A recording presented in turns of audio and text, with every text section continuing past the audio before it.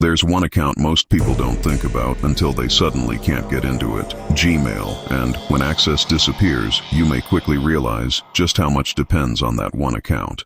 Password resets, social media, cloud files, subscriptions, personal conversations, work information. Your Gmail address can be connected to all of them. So if you're locked out, what should you actually do?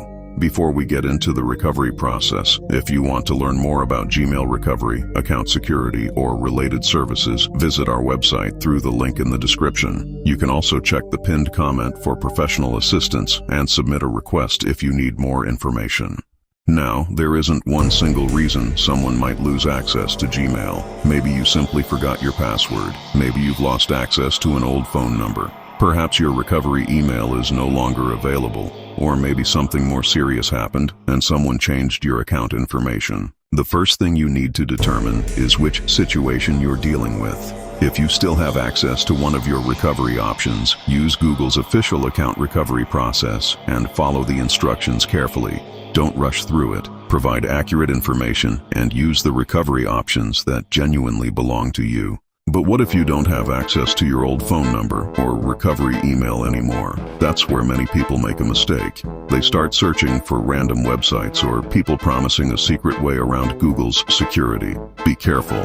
Anyone asking you to provide your Gmail password or verification code should immediately raise concerns. Your security credentials are private. And if someone claims they can guarantee access to your account instantly, think twice before trusting them. Now, suppose you successfully regain access. Is the problem over? Not necessarily. This is where you should investigate what happened. Open your Google account security settings and review recent activity. Look for devices you don't recognize. Check your recovery email and phone number. Review your account settings for anything that appears to have changed without your permission. Then create a strong, unique password and enable two-step verification. And here's something people often overlook. Your Gmail account may be connected to other platforms. If the same password was used somewhere else, change it. If your email was used as a recovery address for another account, check that account too.